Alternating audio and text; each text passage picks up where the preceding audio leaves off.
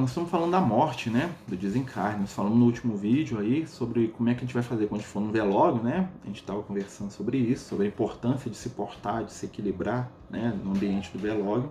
E agora nós vamos falar da importância de permitir ao companheiro desencarnado que ele siga o seu próprio caminho.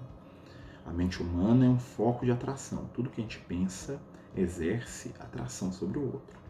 E normalmente uma das grandes dificuldades do espírito desencarnado são os parentes, são os membros encarnados que não deixam o irmão seguir em frente.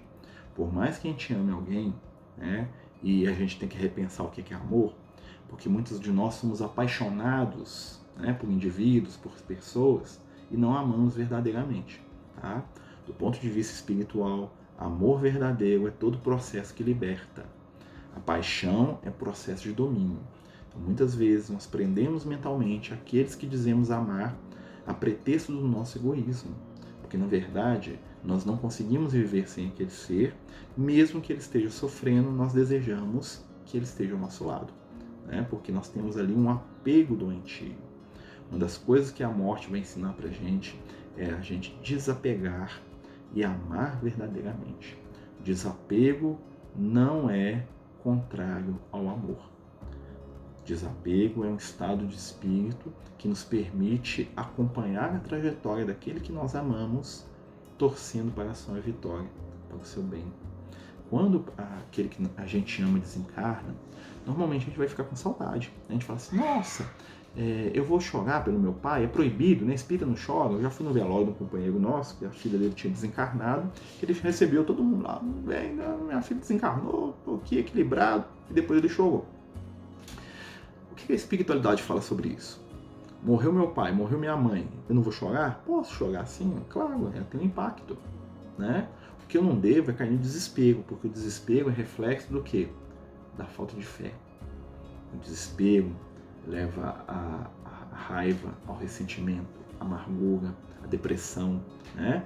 A saudade é sempre positiva. Até Jesus chorou por Lázaro, né? Se a gente for estudar isso mais profundamente, a gente vai ver que tem algumas situações muito interessantes. Entretanto, né, se a saudade é sempre benéfica, o apego é sempre tenebroso. Vamos nos lembrar, gente, normalmente aquele que mais sofre com a morte é aquele que tem menos fé na vida futura. Por isso que a gente sempre fala assim, ó, quer se preparar para a morte de alguém, não é você ficar pensando, que vai morrer, como é que vai ser, aquela coisa toda. Se prepara para a morte acreditando na continuidade da vida. À medida que a gente vai se espiritualizando, que a gente vai desenvolvendo os nossos fatores espirituais, a nossa visão de imortalidade, que a gente vai acreditando que existe vida depois da morte, que os espíritos estão conosco, que Jesus, né, prometeu para a gente que a gente ia encontrar, né, com ele na casa do Pai, né, que existem muitas moradas, que são os planos diferentes do universo. Quando a gente vai introjetando isso de verdade, aí nós estamos nos preparando para a morte. Se preparar para a morte, na visão de alguns, como a gente já falou, né, é ficar imaginando como é que vai ser. Não fica imaginando como é que vai ser a morte, porque você vai ficar saturado daquilo. Mas trabalha na sua intimidade, a sua fé na continuação da vida. Porque na hora que a morte chegar, de alguém que a gente ama, e vai acontecer, porque acontece com todos, né, nós vamos estar preparados para lidar com isso. Muitas vezes, o processo de desencarne é uma prova para aqueles que ficam. É uma prova para a nossa fé, é uma prova para a nossa esperança, e é também, né, uma oportunidade da gente movimentar algumas situações que muitas vezes com alguém que a gente tem dependência ao nosso lado, nós não fazemos. Então a espiritualidade permite que nós passamos por esse processo, não sem receber o consolo. Qual que é o consolo? São as palavras dos amigos espirituais. Uma das grandes alegrias do médium é perceber os amigos que desencarnaram. Isso é uma grande felicidade, né? Perceber seu pai, sua mãe, as pessoas que você ama, é bom demais, né? Principalmente quando eles estão no estado bom. Mas substitui? Não, né? Por exemplo, uma coisa é eu ver o meu pai desencarnado enquanto espírito. Outra coisa é conviver com ele no dia a dia. É diferente. Mas vocês vão concordar comigo que é extremamente consolador saber que ele continua existindo, mesmo que ele não esteja, vamos dizer assim, encarnado comigo, né? Aqui na Terra. Assim, né, a mediunidade, ela é uma ferramenta da esperança. Muitas vezes a gente recebe algumas mensagens dos amigos espirituais, né, igual a gente tem uma mensagem lá de um filho para a mãe, né, que foi uma companheira nossa aí que nos mandou a mensagem, e os amigos espirituais trouxeram a mensagem do filho dela. Por que às vezes é difícil a gente receber mensagem dos nossos parentes desencarnados? Primeiro, né, porque a maioria dos nossos parentes às vezes estão ocupados com outras situações. Pode acontecer deles já terem reencarnado, pode acontecer deles não saberem como lidar, né, com essa questão da comunicação, ou não estarem prontos para se comunicar. Né? Às vezes nós que estamos encarnados temos dificuldade, né, de falar, de expressar o que a gente sente. Né? Às vezes é difícil para um filho, para um pai, falar para aquela pessoa que ele ama, falar assim, olha, eu te amo, eu gosto de você. E lembra, nós somos um plano espiritual, nós temos aqui. Então se as pessoas às vezes têm dificuldade de lidar com essas situações, aqui encarnados, às vezes vão ter no plano espiritual. E outra coisa, os médiuns têm dificuldade, né, de perceber esse tipo de coisa, por quê? Porque eles têm medo de errar. Muitas vezes o médium, né, normalmente ele é um ser humano como a gente. E assim como nós, né, como todo mundo, ele também tem as suas inseguranças, os seus medos. Né? Eu conheço muita gente que tem uma percepção mediúnica muito boa e que às vezes quando vai receber alguma mensagem específica para uma pessoa, fala assim, nossa, e se estiver errado? E se a pessoa falar para mim que aquilo ali foi inventado, eu não vou dar conta de lidar? E as pessoas se calam sobre isso. Mas é possível sim receber mensagem das pessoas que nós amamos. Esse é um dos objetivos da espiritualidade.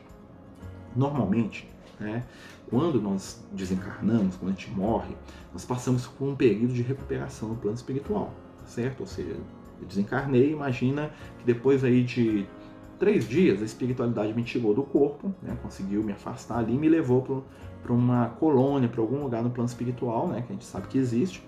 Nós vamos falar sobre colônia espiritual em uma das lives que a gente vai fazer. E eu chego lá, eu preciso o quê? Descansar, eu preciso me recuperar. Né? E muitas vezes os encarnados que estão aqui, eles querem uma informação para ontem do espírito. E aí a espiritualidade fala assim, ó, fala para o fulano que o companheiro está aqui e nós estamos cuidando dele. Porque, em primeiro lugar, o tempo no plano espiritual passa diferente para a gente. E às vezes o espírito ele precisa ser desintoxicado do mundo material. Né? Então imagina, eu sou uma pessoa muito materialista, muito preso. Né? Mas naquele momento ali do desencarne, eu fiz uma prece, eu busquei ajuda, né? Alguém estava do lado do meu lado lá e fez aquela prece cheia de amor e me ajudou, lembra? Da gente lá no velório. E aí eu consegui ver a espiritualidade e fui com eles. Aí eles me levaram. Aí quando eu chego lá na colônia, lá no centro de socorro, lá onde seja que eu vá, com a espiritualidade, os amigos espirituais falam pra gente, olha, agora você vai descansar.